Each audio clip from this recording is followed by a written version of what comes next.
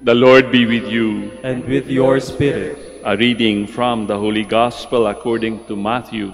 Glory to you, O Lord. Jesus said to his disciples, "Behold, I am sending you like sheep in the midst of wolves. So be shrewd as serpents and simple as doves. But beware of men, for they will hand you over to courts and scourge you in their synagogues, and you will be led before governors and kings for my sake, as a witness before them and the pagans. When they hand you over, do not worry about how you are to speak or what you are to say. You will be given at that moment what you are to say, for it will not be you who speak, but the Spirit of your Father speaking through you. Brother will hand over brother to death, and the father his child. Children will rise up against parents and have them put to death.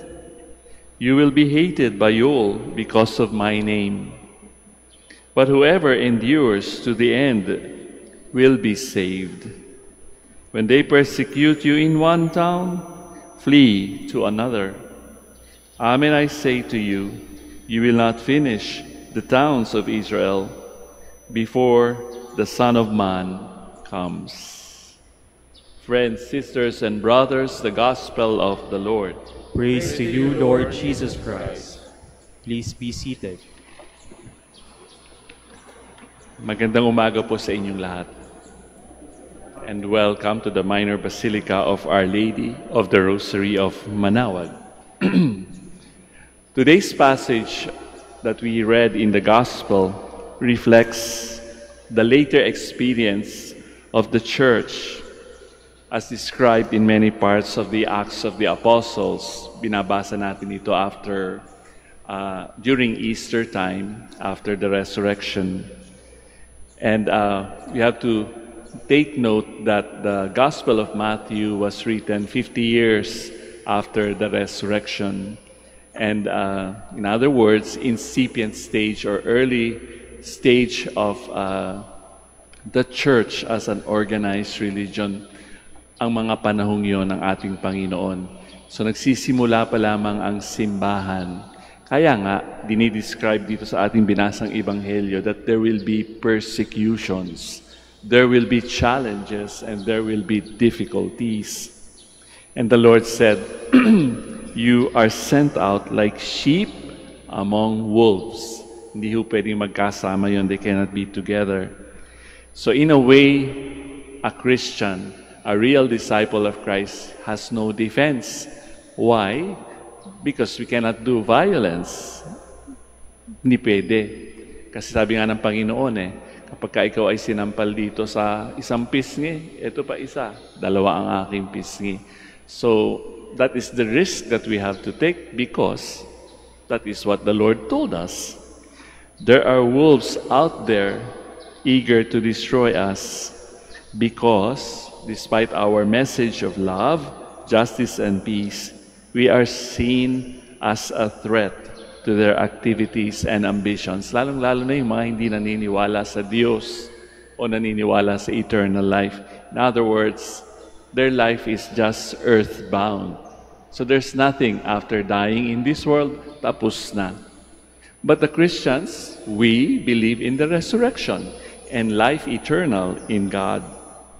Sabi din ng Panginoon, we are to be clever as snakes, but innocent as doves. Again, hindi yun pwedeng magkasama. We are to be as inventive or creative as we can in dealing with the world. Kailangan tuso din tayo. We have to be smart, street smart, ika nga. But innocent, not in the sense of being naive, yung tinatawag nating uto-uto. Kung anong papagawa sa'yo, gawin mo. Hindi.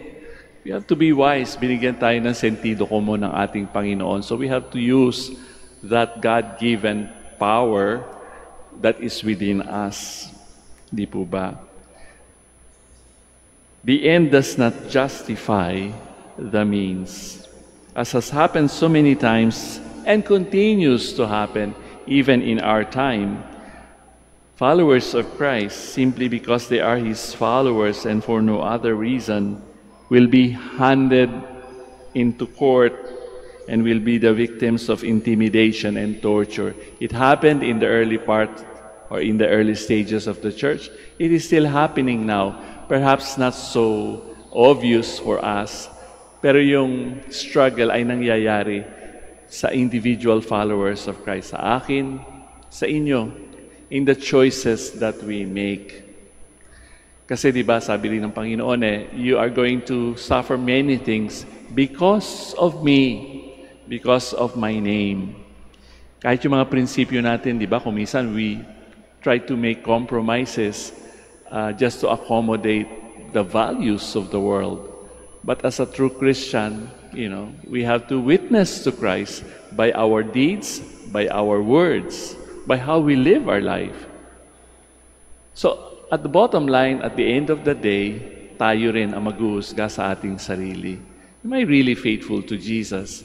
Are the things that I am doing, are the words that I am saying, do they witness that I am a follower of Christ?